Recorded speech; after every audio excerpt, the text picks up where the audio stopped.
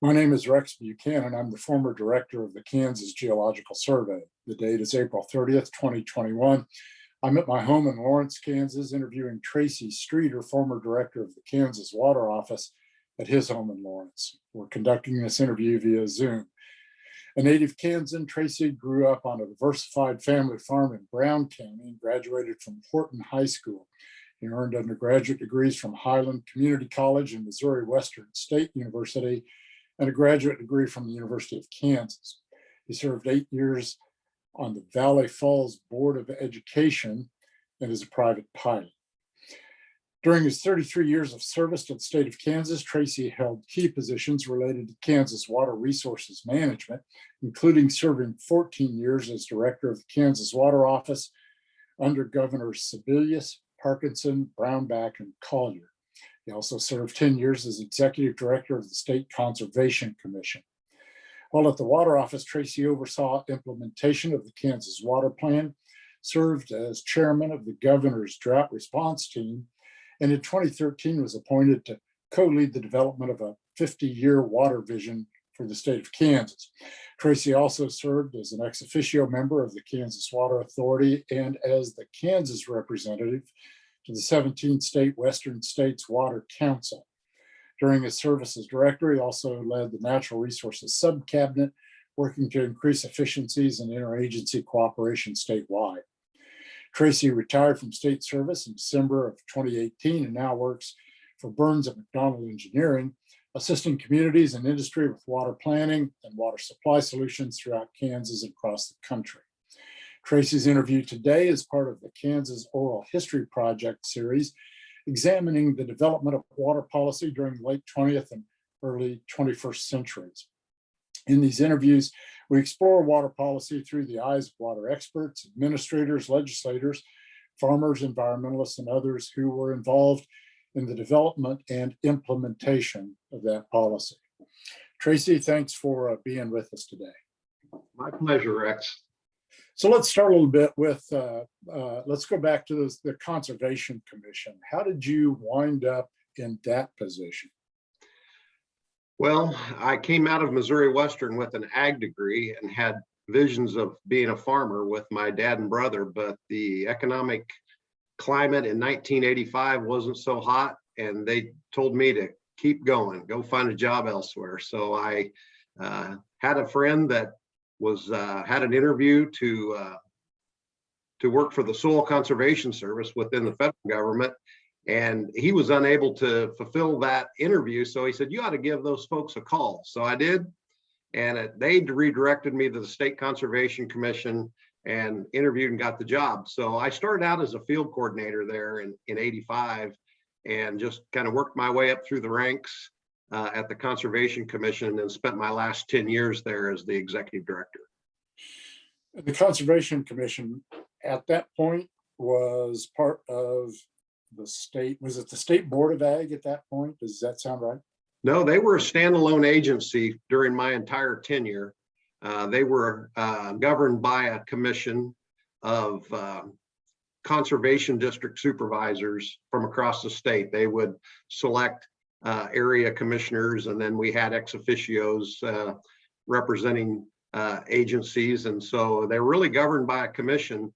And then it was in the 2010-11 ranges when the Conservation Commission was reorganized underneath the Department of Agriculture.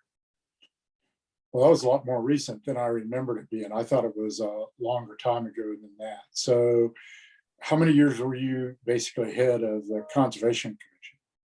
10 years, from 1995 to 2004. Okay, so why the transition then? And before we go to the Water Office, the Conservation Commission has a water connection, clearly because of a lot of the work that they do with what are in effect soil and water conservation measures, right? Yes. The Conservation Commission kind of grew in its stature on water once the state water plan fund and the water plan fund was or the water plan was created in 84, and then the water plan fund come in along in 1989, created the funding source. And over my tenure there, it was about 60% of the entire water plan fund went to the Conservation Commission to do soil and water conservation, flood control, and even the multi-purpose small lakes program was housed within the Conservation Commission. So that 1985 to current is where the Conservation Commission saw their growth in implementing financial assistance programs in the water that were to implement things that were in the state water plan. So you came along at a kind of propitious time in terms of Conservation Commission and funding that was suddenly out there that wasn't there before. That's right? correct. Okay. So then why the shift to the, and again, what year was it you moved to the water office and why did you make that shift? Well, 2004 was when in July of 2004 is when I moved to the water office. And quite frankly, I wasn't interested in the job initially. Mike Hayden was Secretary of Wildlife and Parks at that time for Governor Sebelius. And he was, I think, urging me to do it. Steve Erzik from Southwest Kansas was chairman of the Water Authority for Governor Sebelius, and he was urging me to do it, and I was still resisting. And then Governor Sebelius called me and asked me to meet with her, and I went into the governor's office and met with her, and I couldn't tell her no. And so that's how it happened. And my real reason for it wasn't anything against the water office or the governor at that time. It was really, I didn't want to get into the political appointee arena. I was hesitant to do that. It wasn't an interest of mine. I wasn't a real politically motivated person, and still really not, more so than I was then. But I did say yes, and well, I'm glad I did. It was a really great experience, and as you read in my bio, I ended up getting to work for 4 governors, and so that it was a great experience, and I wouldn't trade it for the world. Who did you remind me of who you followed in that position? Well, so under Governor Graves, Al Ledoux would have been the last water office director, and then Clark Duffy took over as an acting, I believe, and then Clark was in the office for Governor Sebelius, and then they made a change, and then Joe Harkins came back in after made a return visit. He was on the governor's staff helping her in the governor's office, and then he came over and ran the water office for about 1.5 years, and then I took over from Joe and then finished out the Sebelius Parkinson administration. In some respects, you bring a pretty different background than those previous folks do to that job, because Al Ledoux had an ag background, but not necessarily any kind of technical background beyond that. Some of those other folks were more planning types, like Clark and Joe Harkins. You come at this from a somewhat different perspective, it seems like to me. Yeah. Was that helpful? I mean, what are your thoughts about that? Well, I think it was, and being in the Conservation Commission for so long, I was on the implementation side and not the planning side. So my tendency was to push the water office into more of an implementation, taking more of an implementation role rather than writing a water plan with a bunch of recommendations and then sit back and look to everybody else to implement it. And so that's when we got more active in actually taking on some bigger roles in implementing policies, such as the reservoir issues with the state's water marketing program within the water office. We had to be more active in securing that storage and make sure we could protect that storage. Let's talk about that reservoir issue some, and I'll come back to this water visioning process, where the 2 big priorities that got identified in that process were reservoirs and then Ogallala out west. Let's talk about that reservoir issue. Was that on your radar screen when you first show up at the water office? When does that arise to be the kind of issue that turns out to be? I think we were always aware of the reservoir sedimentation issue, because during my Conservation Commission years, the water plan always spoke to targeting the dollars above the reservoirs for conservation practices. So the effort and the thought was there always, but I think what really pushed it to a higher level was the fact that we realized in some drought years that some of our reservoirs were really vulnerable and incapable of meeting demands in a multi-year drought. We started modeling, the inflows during a drought and the usage. And then we started doing bathymetric surveys in the reservoir to see how much sediment was actually in them. And we were crunching the numbers, and we were getting very concerned, particularly at John Redmond, because of the contract that the water office had to back up Wolf Creek's water supply. And so we started looking at a day when we get into a multi-year drought, we can't fulfill our obligation to Wolf Creek and they're out of water. And we felt like that absolutely couldn't happen.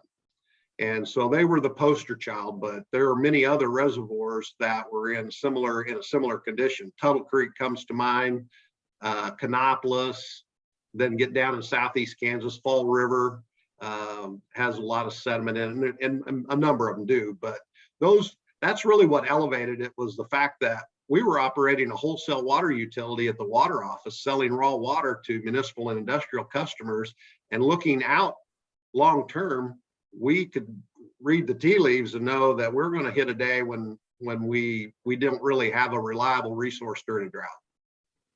Now, in some respects, I mean, that doesn't come as any surprise to anybody. I mean, the sedimentation thing, I mean, that's Corps of Engineers always talked about a lifespan on those reservoirs, right? Right. Yeah, I think we wanted to do what we could, but it wasn't really elevated to, like when we got into the water vision, that was elevated, by Governor Brownback in rolling out the water vision, that we wanted to address these two critical issues: the decline of the Ogallala and the sustainability of our reservoirs. And so we were, I think, given a lip service, to be quite frank with you, Rex. We did spend a little money up there and tried to encourage the federal government to target their monies above the reservoirs, but it was all very voluntary, and we were looking at protection. But then we started moving to say, we're never going to be able to do enough watershed treatment to sustain these things because there's so much storage lost already. We knew we were going to have to do remedial efforts in the reservoir itself and start focusing on non-cropland type practices like stream bank stabilization. There were some studies done that said most of the sediment that were coming into the reservoirs weren't coming off cropland, it was coming from stream bank erosion. So that's when we started taking more of an active role in trying to promote very targeted stream bank stabilization immediately upstream of the lakes, and then ultimately started looking at the dredging project that we ultimately did at John Redmond.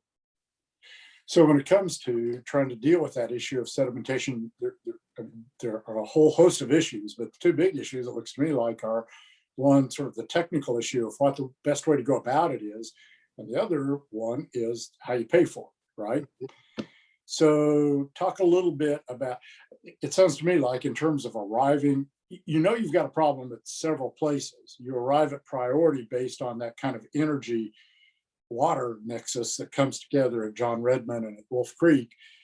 How do you go about those two questions then of what's the best way to deal with it, the silt that's already in there, and how you pay for it? Well, actually, a step before we got to the point where we felt like we needed to prove that we could dredge a federal reservoir in Kansas, we looked at building new reservoirs. And we actually went back to the Corps of Engineers and looked at some sites that were planned back in the day, but never built. And in fact, they were deauthorized. So we started thinking about maybe bringing some of those sites back online and start planning them. So we put together an effort through the Water Authority and the Water Office, and we tried to prioritize and look at those sites. And we were even going so far to try to secure the land for those sites by maybe putting an easement, a conservation easement on it that would protect them as a potential reservoir site. And that got pretty dicey because now all of a sudden we were looking at people's property well in advance of ever building a project. And quite frankly, we lost a lot of momentum from that, from a lot of folks, because they say, oh, we don't want to be going out and identifying anybody's property for a future reservoir. And so, and then the other thing is building a reservoir is just a long haul. You know, the dam building days back when we were thinking about that were very much on the decline. And, you know, you can hardly find a reservoir being built in the United States anymore. And so we felt like our best shot was to take the footprint that we already had and try to restore it through dredging.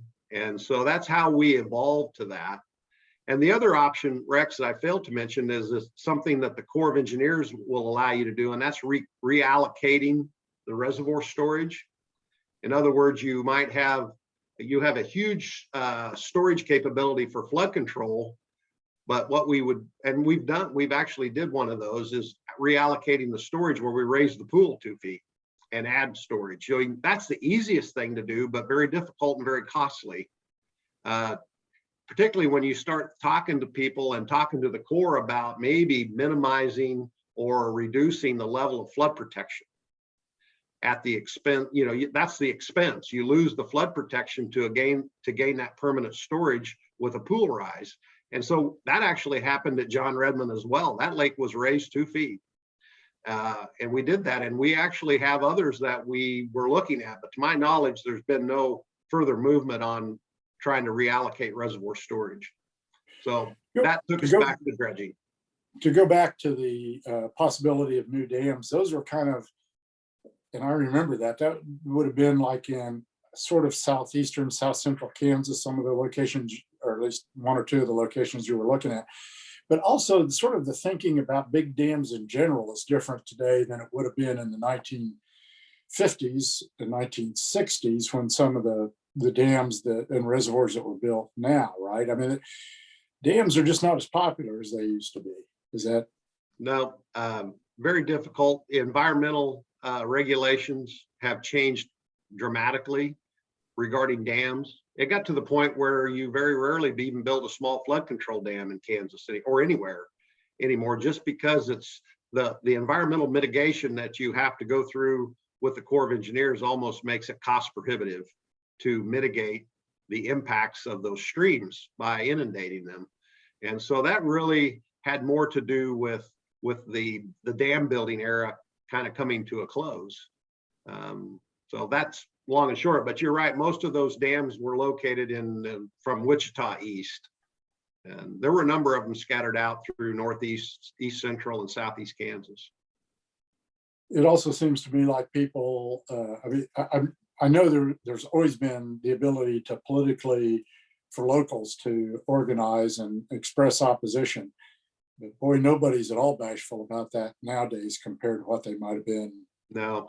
Right after the 51 flood, for example.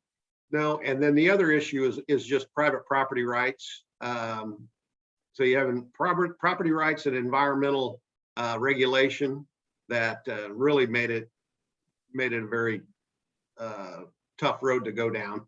And quite frankly, you know, back in the big dam building days, there was a lot of condemnation. And the early days of the Small Lakes program, when that was at the Conservation Commission, there was a small amount of eminent domain used, and it was tough sledding, but I think most folks just didn't have an appetite for using eminent domain anymore. And we were relying on local governments to do that, cities or watershed districts to do that. And a lot of them just won't do it. And I get it. I understand why. Yeah, I can see condemnation in the wake of the 51 flood when everybody has this sort of altruistic, we've got to pitch in to solve a problem. But today, if you were to go to local unit of government and ask them for condemnation for a dam, well, I can't even quite picture doing that. I think it'd be really hard. Yeah, I agree. Before we go back to the dredging project itself, one aspect of this, and you've talked about it some already, is that basically buying pool space in reservoirs. That I went to a number of hearings over the years where I would hear you guys get up and talk about doing that, and there was always a price tag associated. Carl Holmes was always a big proponent of it. I never completely really understood what was going on. It was just basically space that the Corps had available. Corps, in effect, owned that space and thus access to the water. The state had to buy that access. Is that what you were doing when you were doing that process? Yes, but a very thorough environmental and economic impact review had to accompany that. Because you take a look at a reservoir and envision it being a measuring cup. You've got sediment storage at the bottom, you've got water supply in the middle, and then you've got flood control storage on the top if you're looking at it from a cross-section standpoint. So every federal Corps reservoir had flood control storage, and that's primarily why they were built. And so if you're going to raise the pool 2 feet at a reservoir and say you're going to convert 100,000 acre feet of storage from flood control to water supply, then you are going to lessen the flood benefit or the flood storage capability. And so you would have to mitigate who would get harmed by that, by having that lack of flood control or that reduced flood control. Who gets flooded now because you made that change at the lake, and you had to come up with a compensatory plan to deal with that. And that we never really had to do that at John Redmond on the first one, but that would have been tough. And then the second issue was pricing. When we purchased that reservoir storage over the years, we got a very favorable deal from the Corps of Engineers, frankly, largely due to Senator Dole at the time, that we were able to buy that storage at construction day prices. Now, the Corps of Engineers prices water supply very differently now. And now they index that up to what would it cost to buy that storage today.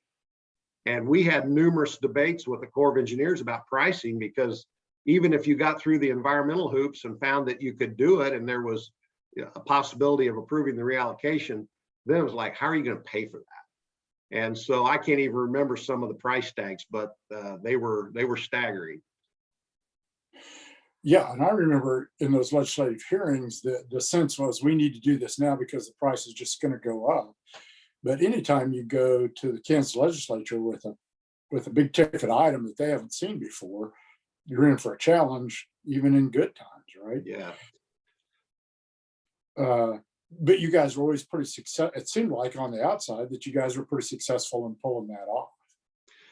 Yeah, I'd say so. I mean, we didn't do much of it, but one thing we worked really hard on was trying to improve our relationship with the Corps of Engineers.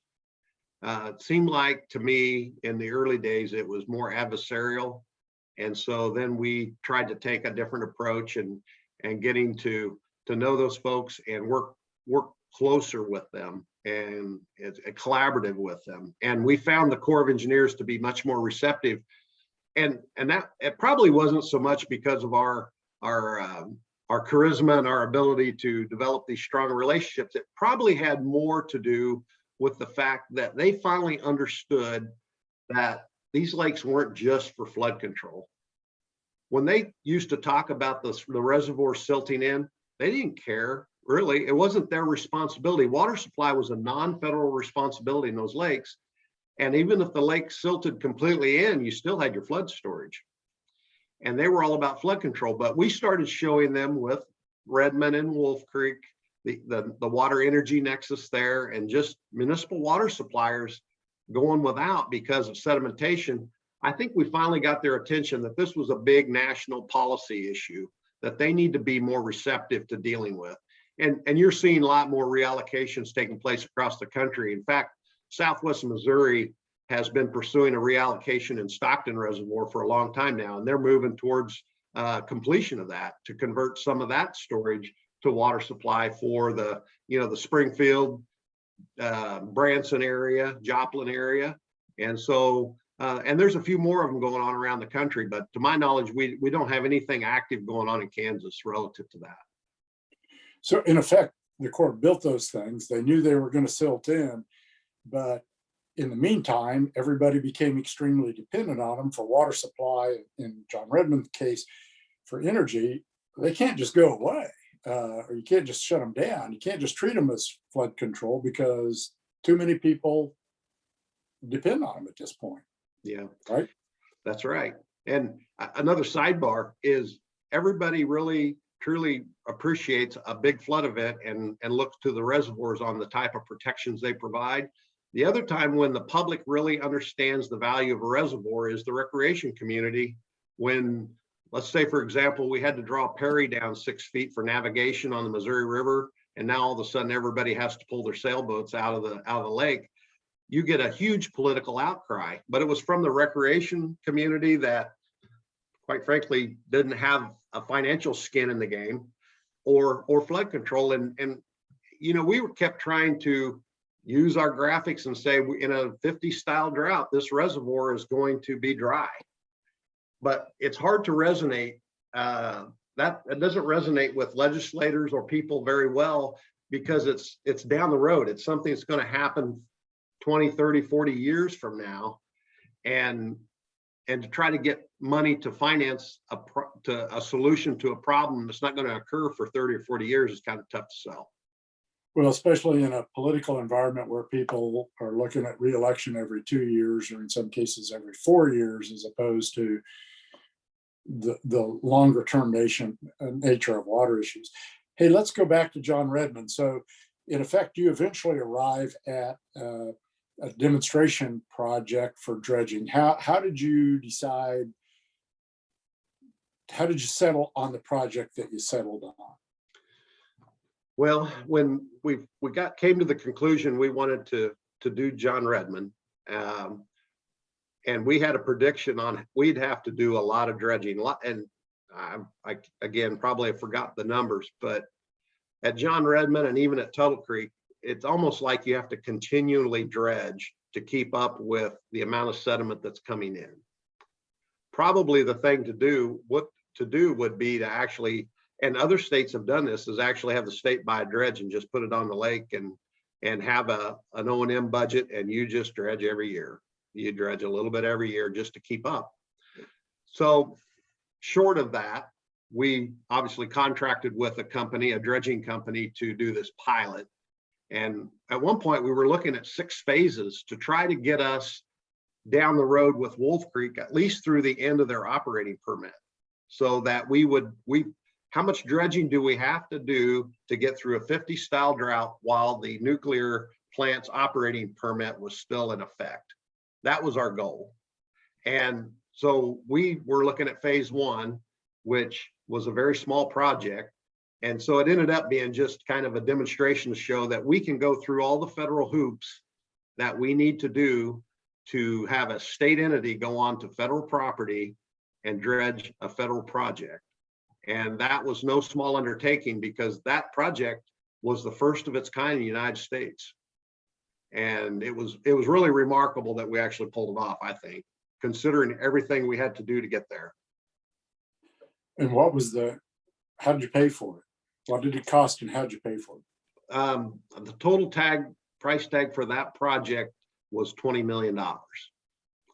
And the way we paid for it is there were bonds issued by the Kansas Development Finance Authority on our behalf. And then through fees coming through water sales at the reservoirs and the water plan fund, they combined make the debt service payment that we're still making today. And where do things stand? And by and large, based on what little I know, that I think for the most part that was considered a success, wasn't it? I mean, it did what it was meant to do. It was, but you know, if you really look at the amount of sediment that was removed, which I believe I'm going to forget the numbers, but I want to say 3 million cubic yards of sediment was putting a small dent in a big car. And so, yeah, it was 20 million. It was a success because we proved we could do it. And that if we ever have to come back and do it, now we have the playbook. We know how to do it. We have precedent of being successful with the Corps. So I think from that standpoint, it was a huge success.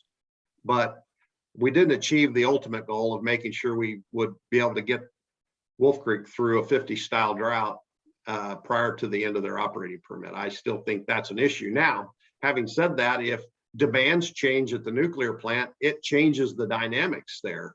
Let's just say, maybe they don't renew a permit down the road. If they decide, well, we're not going to produce electricity there anymore, then there's no need to touch John Redmond again, because there's really no demand for the water out of it anymore.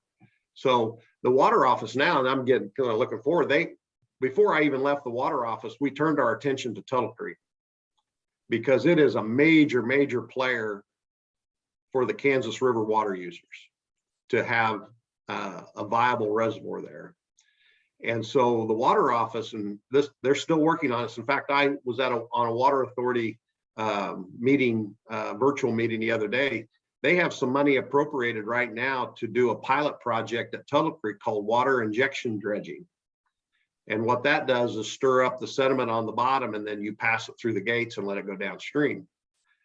That sounds like a real workable solution, except you've got water quality issues that you're creating by increasing the amount of sediments that are in the water that's being released. Now, it's probably not all that different than what the Corps would release during a flood event, but they're moving forward on that. They're looking at under what conditions can we make a release with sediment in it and not impact water quality to an unacceptable level, for the water users downstream. So I'm glad to see they're moving forward on looking at that. And hopefully if they can prove that can work, then that might be a good long-term solution, because that is a tool that will allow you to at least pass through what's coming in every year.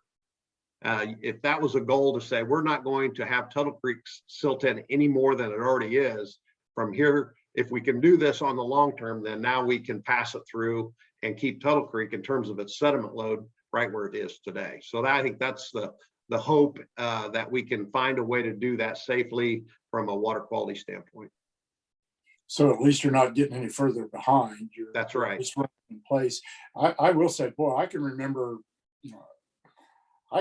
back when you could see a lot of water from that big long bridge up there at Randolph, and today it's mud flats. It's just within the amount of time that I've been back here.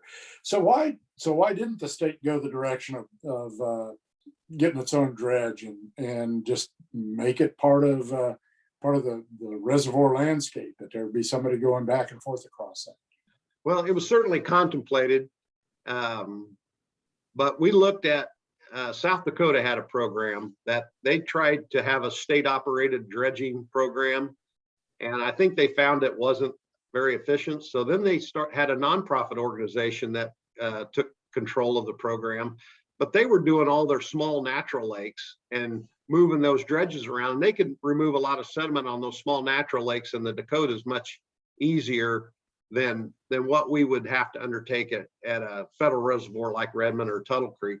And the other thing that really, and it's a problem for no matter what method you use, is disposal is the problem.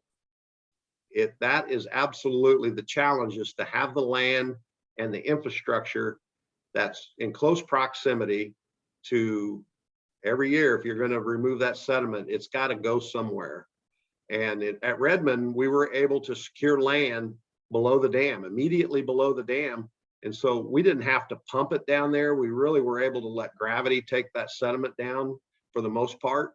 And that worked good. But again, going back to property rights and getting those properties secured and under some sort of a temporary contract to store sediment. We changed some farms into huge wetlands below John Redmond with that demonstration project. So I didn't really answer your question on why didn't we decide to just buy and do it. But part of the reasoning was I didn't think we were equipped to do it. And, quite frankly, we would have had to gear up. There would have had to been a major increase in operating budget to do that year in, year out. But if you think about the capital cost of buying a dredge, that was probably very easy to do. And hiring a crew to run it, probably pretty easy to do. But you're going to be continually having to secure land and do those types of things that I didn't think the water office was very well equipped to do. And I don't think the legislature was ready to go big time like that and go all in. Yeah, and I'm going to come back to that, but I was going to say, yeah, when you were doing that at John Redmond, because it was a demonstration project, you didn't have to worry about where to put silt for years and years and years and years. You only had to worry about it for a little while. If you'd had to do it for a lot of years, you wouldn't have been able to do what you did. Yeah. And that was, doing what you did was hard enough, I'm sure. I can't quite imagine really long term what you'd have done down there. Yeah. The dredging company ended up buying one of the farms below the dam and built the biggest storage facility on land they purchased. They still own it today. But then we leased some. And the idea is we would lease cropland in the floodplain, store sediment on it, and then let it dry out and then reclaim it. I don't think that's happened yet at Redmond. And I think we're towards the end of our projected time frame to do that. And I know the dredging company was trying to prepare the sediment holding facility so that it would dry out enough that we could knock the berms down and reclaim it back to cropland. And I think it can be done successfully. We looked at a program in Ohio as part of our due diligence and trying to figure out how to do it. We learned in Ohio that they have a long-standing dredging program that's state operated. And that's how they did it. They would go lease a piece of property, build a storage facility, fill it full of sediment, and then reclaim it to a soccer field, to a cornfield, what have you. And they did it very well. So it's very much doable that you can use the land temporarily and then put it back to its original use or some other use that has some economic return to it. But the only property below John Redmond, and again, I've been out of the water office now 3 years, but I don't think that piece of property that we're leasing is back in crop production yet. You mentioned, so from the time you start with the Conservation Commission all the way up till when you leave the water office, the political climate in the state changes. And I'm not trying to put you on the spot about that so much as, do you think one of the state legislature almost always reluctant to get behind what they view as any kind of expansion of state government? Would they have been reluctant, do you think, to sign off on a dredging, a state-run dredging project because it was a state-run, an additional sort of unit of state government didn't exist before? By the time you come along with John Redmond, is that political attitude becoming an issue, do you think? Yeah, well, I got to tell you, we probably wouldn't have done the dredging project without Sam Brownback wanting to do something on water. And that was the impetus for the water vision. And it probably took his influence and his nudging, putting it in his recommendations to do it, that allowed it to happen. And so I gotta give credit to Governor Brownback to probably that without his leadership, we wouldn't have done it. That's not to say that others wouldn't have. Maybe that was just timing where we were getting up close, ready to do it. At the same time, he wanted to make water a priority in his administration. But that's what it took to get it done and get through the political aspect of getting the funding to do something like that. And even back in the water vision, we were trying to raise additional funds to implement the water vision. So let's go beyond the water plan fund. We wanted to go from the 20 million that it is today or something short of that. We wanted to look at a 50 million plus annual budget for water, which would have allowed us to do some more things. But that's been a struggle. And I think the Water Authority is struggling still today to get the water plan fund fully funded back to its original state that it was in 1989. Yeah, and that how that funding came about has been a topic of conversation with almost everybody that we've interviewed in this process. You come along a little bit after that's taken place so that you don't have to be part of that fight.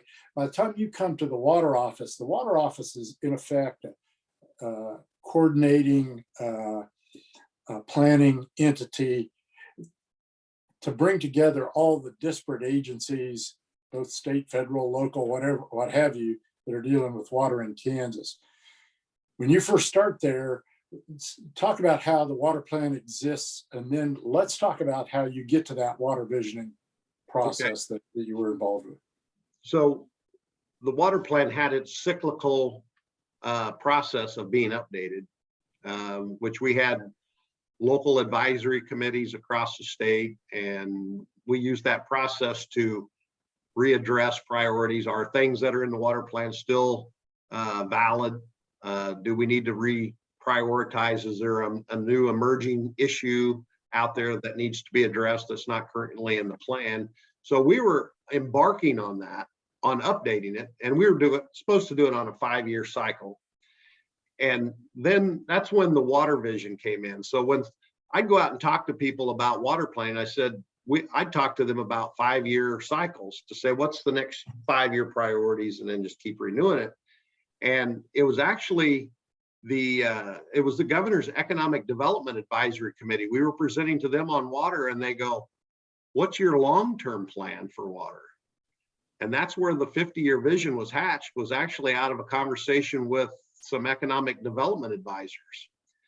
And so from that day, that's when I was charged with trying to put together a process for developing a 50-year plan, which that's when we got into the Ogallala and looking out, what will the Ogallala look like in 50 years if we don't do anything?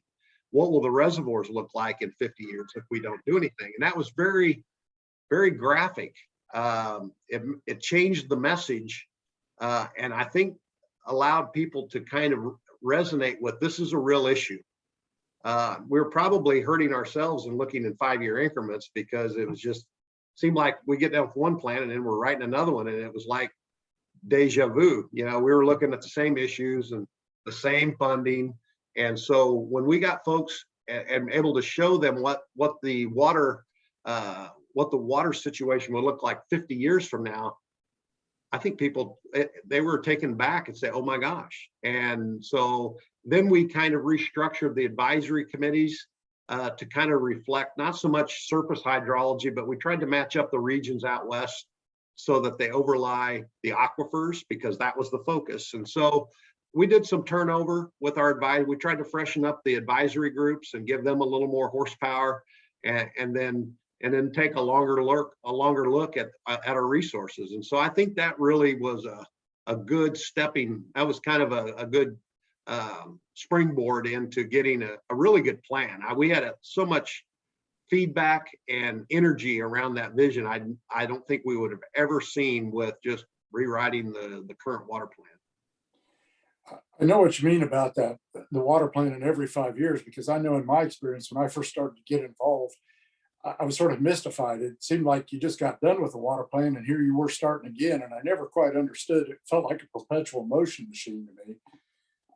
I understand it better now, but at the time it really was kind of hard to comprehend. Does some of that then, you spoke to the issue of how some of the water plan funding, of restoring water plan funding back to its original levels. What happened to that money? Why did it go away? And when did that happen? Well, Rex, if you recall, it was a mix of fees and transfers that made up the fund, and the fees were always solid. No, there was never any change to those. And in fact, oh gosh, I don't know what year it was, Rex, but there was a clean drinking water fee that was added to it after the original $16 million pot, which was $6 million general fund, $2 million lottery, and then the rest were fees on both ag and municipal stock water, those fees that you're familiar with. And then the clean drinking water was added. That was another fee on municipalities, and that money was supposed to go back to water supply restoration. And it was always there, but it seemed like it kind of got homogenized with all the other funds, and it was really difficult to track whether those dollars actually did what the law said they were supposed to do. And then, but it's the general fund and the lottery, or what they call the EDIF, the Economic Development Initiatives Fund. It was those transfers, and they totaled $8 million, $6 million from the general fund and $2 million from EDIF. Those were the funds that were frequently redirected or not transferred to the water plan fund because of a budget crisis. And it seemed like it didn't matter who was governor or who was in the legislature, when they got into revenue shortfall, those were some of the first things that happened where those transfers were suspended.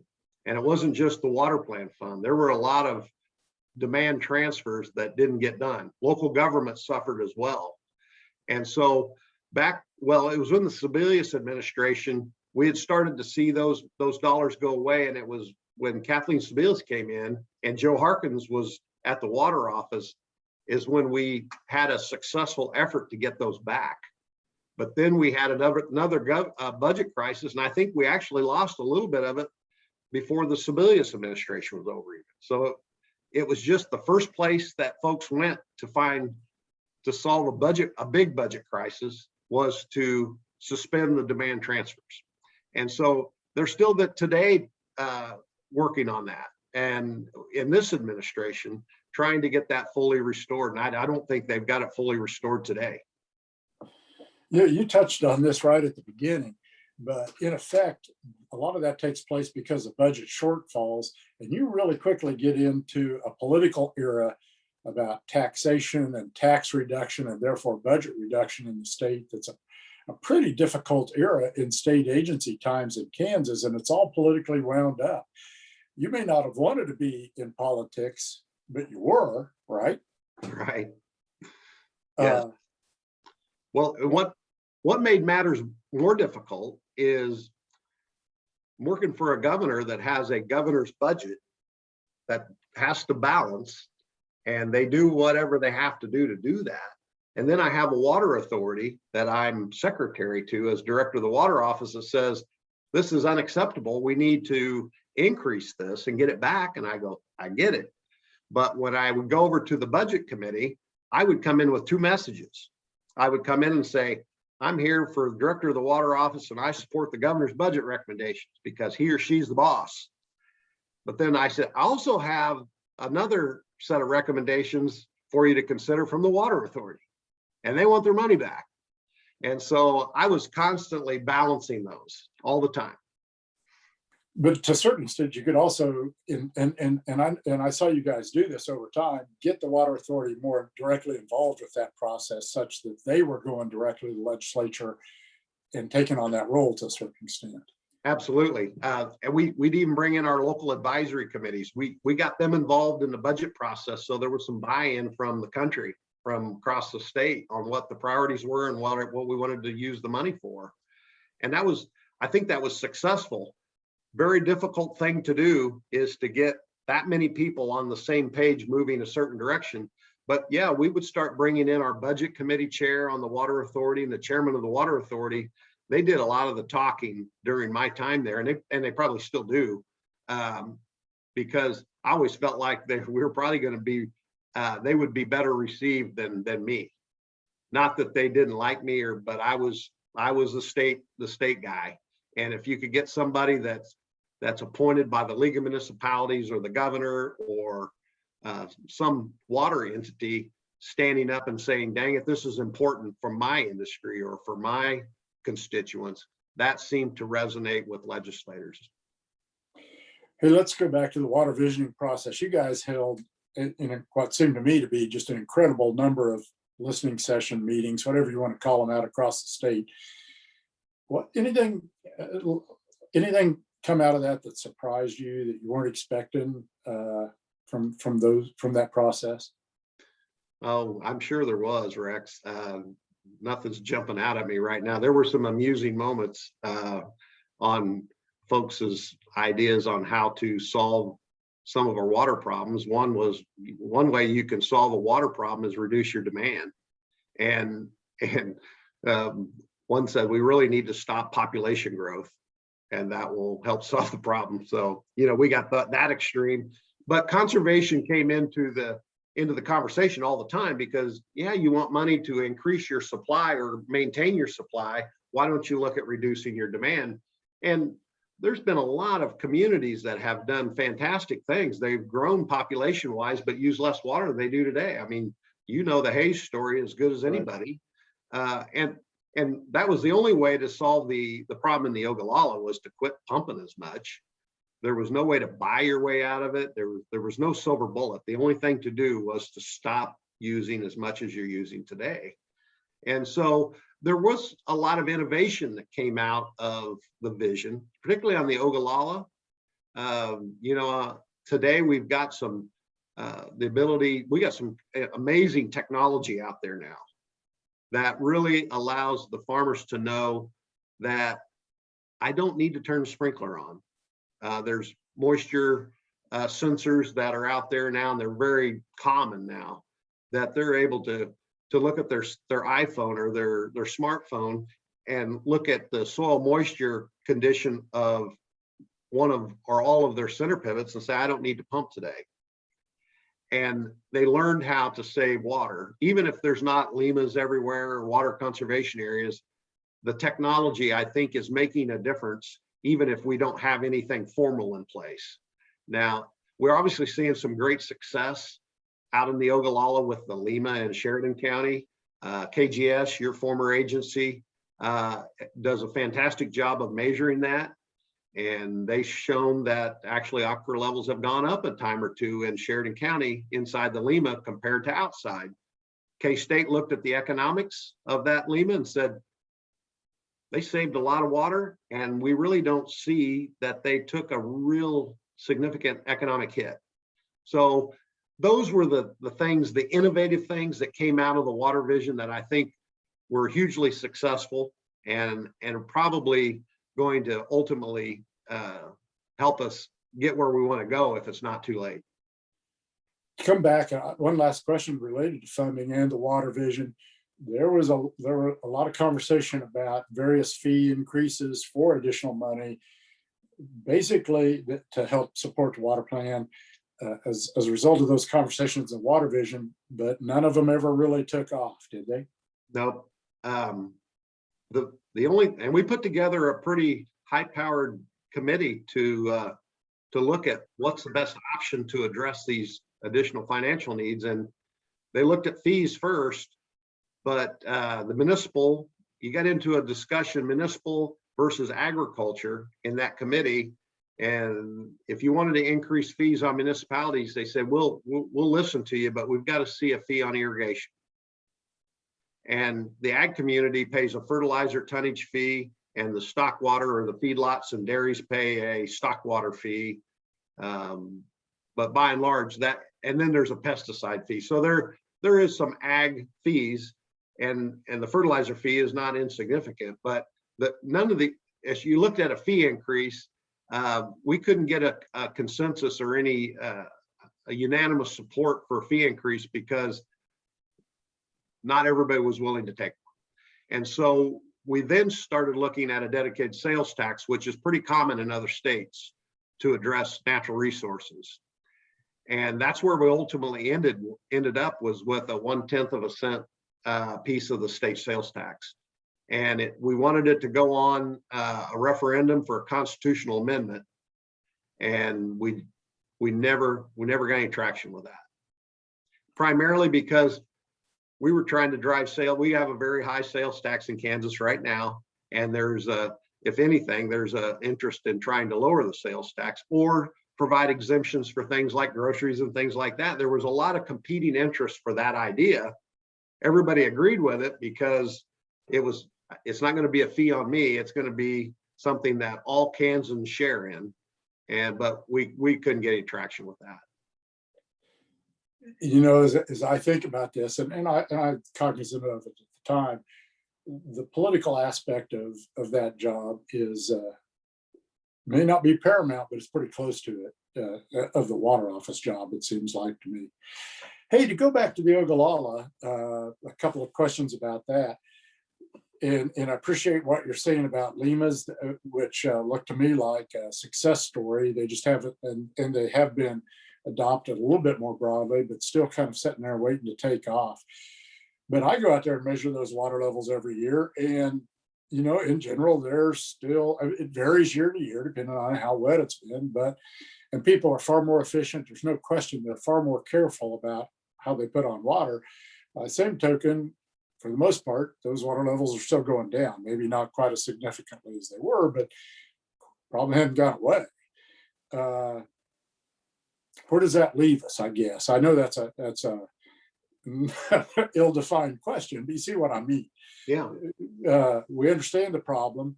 We've dealt with it in some fashion. Where are we going? I mean, the problem is still there, maybe in some respects, maybe not quite the same, but are we going to deal with it? Do we have the political stomach to go out and make those kinds of tough decisions? Or is it just going to play itself out the way it has been? Well, I would have thought that we wouldn't choose the latter. And we have the ability, we have the legal authority to do it. It's just the political aspects of doing it. And there is a corresponding economic impact to it in some places, even though we've shown that you can do it in Sheridan County, and there's really not the economic harm that many thought it would be, because you give them flexibility to use their water in a reduced quantity over a 5-year period, and they learned how to manage it better. They were taking these sensors, and it forced them to manage. And now that they have a 5-year bank account for their water in Sheridan County, their thought process changed. Looked like to me, they reduced their corn acres, went to wheat, went to sorghum, turned off a half a sprinkler and dryland wheat on one half and irrigated corn on the other half. And they figured out how to make it work. And I think there were some favorable commodity prices that fell in there that made that probably look better. But all that said is all these technology farms that have been created across the state since the water vision, I think they have proven to themselves that they can save a lot of water and really not hurt their yields. In fact, one of our technology farms north of Garden City, I think he reduced his pumping 15% on that technology farm off of his average use. And he put on different nozzle packages on his sprinkler and put the moisture probes in. And his neighbors across the road, actually, I think they were relation, just kept pumping as they always did. And that owner of the technology farm, Dwayne Roth is his name, he saved a ton of water, and his yields were higher than his neighbors who didn't reduce pumping at all. So we actually learned that in some cases we were hurting our yields by watering too much. And so I'm still optimistic, Rex, but I really think there needs to be some more structure. I think GMD1 has a Lima in Wichita County now. I think there's interest in expanding that. They're looking at going to some other counties in GMD1, but really the void where we probably could use some more formal management would be in GMD3. It always felt to me like Lima's were about as good an answer as we were ever going to get, but they kind of needed to be that 1,000 points of light. One of them in one county wasn't going to do it. Well, now, yeah, you're right. They expanded in northwestern Kansas district-wide, and Wichita County folks have gotten involved, but southwestern Kansas still looks to me like it's the one that has just decided not to embrace going that direction. And I mean, the problem is going to solve itself one way or another. It's just a question of how you get to that solution and what you look like when you do it. So let me ask you, finish up here with some big picture questions. Some of them will be pretty easy and maybe one of them won't, but so in that time you were head of the water office, what do you look back on and think was the accomplishment that you're most proud of in that process? Oh, I got to look back to the things we've been talking about. I think the reservoirs and the pilot dredging project was a big milestone in terms of, it was a tough thing to accomplish. Just accomplishing it was something that was laudable. I wish the impact would have been greater, but the fact that we did it and we know how to do it now. I hope the water injection dredging process that's not happened yet at Tuttle Creek, I hope that's successful, because I think, I guess that water vision process and the things that came out of it that have implemented and are trying to implement more of are the solutions. So I guess I'm proud of the fact in those 14 years that those things happened during that time frame. And certainly the water office and the director of the water office can't take a lot of credit for at least some of the policies. It takes a lot of people to make that happen, as you know, but the fact that we have these frameworks in place for ALEMA, for water conservation area, for technology farms, and really we've beefed up our watershed protection practices above the reservoirs, even beyond what they were years ago. I think the fact that we've got a lot of people buying into that, I'm pretty pleased that that happened while I was there. And so I think those policy changes that were made were good ones. They work. We've proven they work. We just need more of them. We just need more implementation. I think we have the solution. We just need more of it. And what didn't you get done, or what that you would have liked to have gotten done, or what would you would have hoped would have been in place today that is not there? I wish we'd have did more on groundwater quality. We've got some pretty significant nitrate issues around Kansas. I wish we had something more robust in place to prevent that. They're trying to do that now. It wasn't that we weren't recognizing it, it was just doing it. The other thing is I thought our water education effort needed to be beefed up and more coordinated. It seemed very fragmented. Everybody was doing good things, but it was very fragmented. And so we did put together a water awareness campaign. It was kind of twofold. It was to try to raise everybody's level of awareness so that they would be more inclined to support funding for it, funding to implement the projects and the solutions. I wish we would have gotten more done on that. And again, I think they're doing it now. I can't really speak to exactly what or how much, but I would have liked to move forward on that a little more aggressively. There's no question that issue of water quality came up in your visioning process a fair amount too, at least the meetings that I went to or things that I heard about. Let me ask you a question that I think you're kind of singularly equipped to answer, but I don't know. Let's see where you go with it. So it's pretty hard to look at water in Kansas and not look at all these different agencies, state, local, federal, scattered all over the place. Kansans always say they don't like government, but boy, when it comes to water, they must like something about it because they've got so many different entities that deal with it.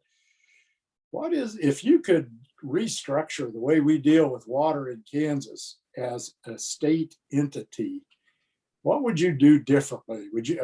Surely you wouldn't create the kind of sort of hybrid model that we seem to have come up with at this point, would you? Or is this the best of all possible worlds? Oh, yeah, at the risk of being criticized by a ton of people, because I'm not even sure we had a consensus within the agencies, because there would be winners and losers or perceived winners and losers. But, you introduced, during my introduction, we talked about the natural resources sub-cabinet. When Mike Hayden chaired that for Governor Sebelius, that was about as united as we ever were. Not that we were adversaries, but we met weekly. And it was really because the governor expected that. And when you put a former governor in charge of it, it's going to happen, especially one like Mike Hayden. And it was really enjoyable from an agency standpoint to do that. And there was leadership above us that gave us some marching orders that was our expectation. That was his or her expectation to do that. So I think that showed us that it could work. I'm not sure you have to restructure. Probably is inevitable that it should happen. But, if you've just put the word out to your agency heads that you are going to be united on water, I think that goes a long ways in terms of being more efficient. Because we've seen how it can work where you've got agencies fighting with each other at a committee hearing because you've got a different philosophical approach to the issue, that you might have KDHE sparring with the Department of Ag over something. And that didn't happen. And quite frankly, during the Brownback years, with the water vision, that brought all of the agencies somewhat together as well. So I've seen it work without going to an executive order or some sort of reorganization. Now, if you were to do it, I really do think that there's probably, I don't know that a DNR, that you gain a lot by having one secretary of the Department of Natural Resources and everybody's in a division below that person. I don't know that you gain, that's the best. But it looks like that makes a lot of sense for like all of funding to be under control of somebody appointed by the governor.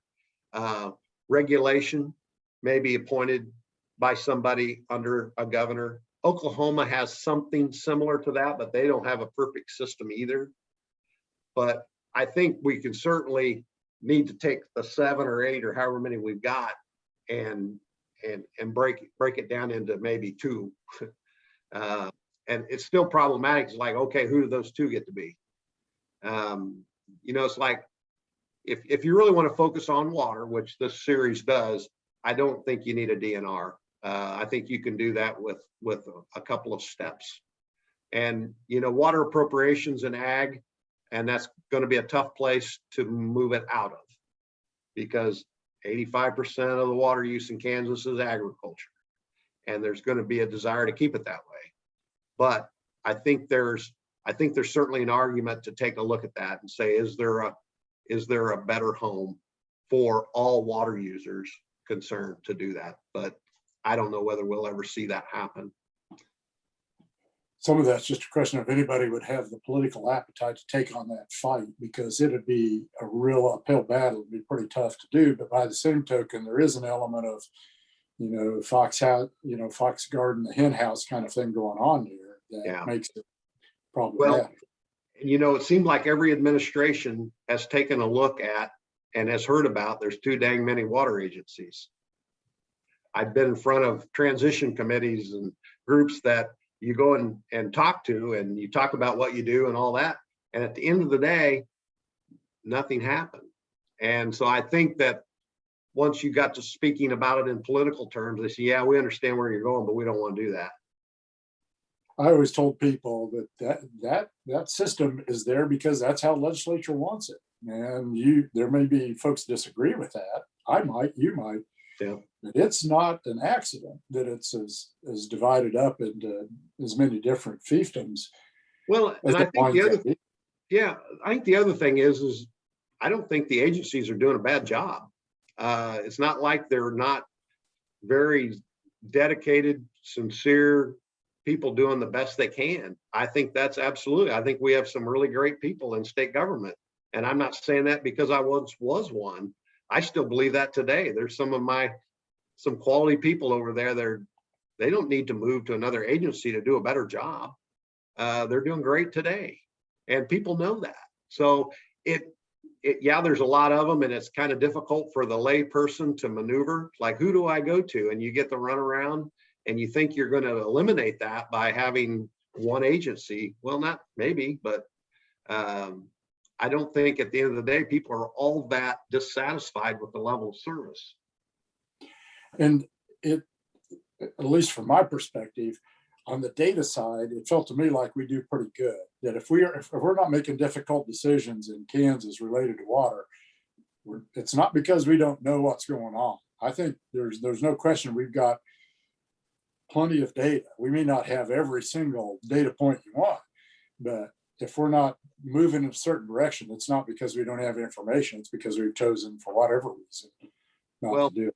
The fact that we have a water use program that not many Ogallala states have in terms of reporting our usage, and then the well measurement program, we have the best groundwater data in the world. I've heard many people say that. Your former colleagues at the survey will say that. I know that. And so, yeah, we don't lack data. We know what the issues are.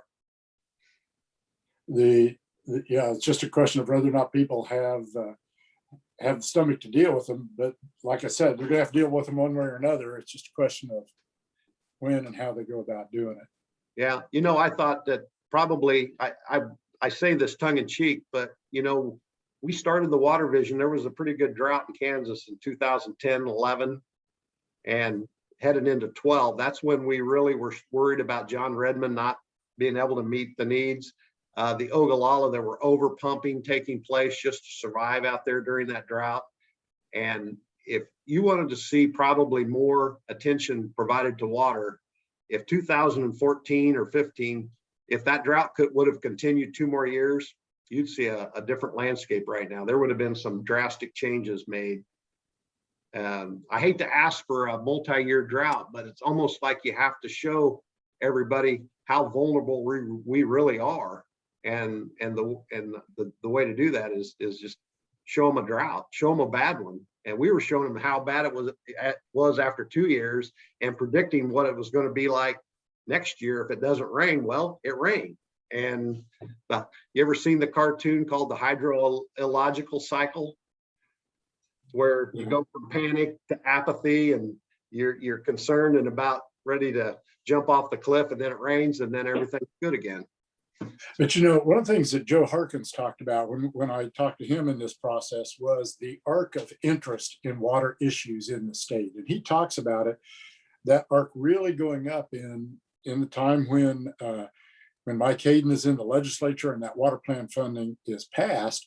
And then we sort of begin to come back down the other side of that arc. It does feel like we take a bounce back up in terms of interest during Brownback administration, but in terms of actual funding to deal with the issue, we don't really get much of anywhere. So in some respects, it's due to the level of interest is related to how wet and dry it is. Some of it's just the level of interest in the people that are in charge at a given point, right? Yeah. There's a lot of truth to that. That arc is really dependent on who the person is at the top. And again, maybe one of the lessons is that a lot of this comes back to politics, it seems like. Maybe that's where it all winds up. Well, Tracy, I appreciate you taking the time to do this. This is a good conversation. You've been around long enough to know where the bodies are buried. That may not be the best phrase to use, especially when we're talking about sedimentation, but I appreciate you doing that. You've got the background to bring to bear. So I think it's been a good conversation. Thank you for doing it. You bet. I enjoyed it. Thank you for having me, Rex.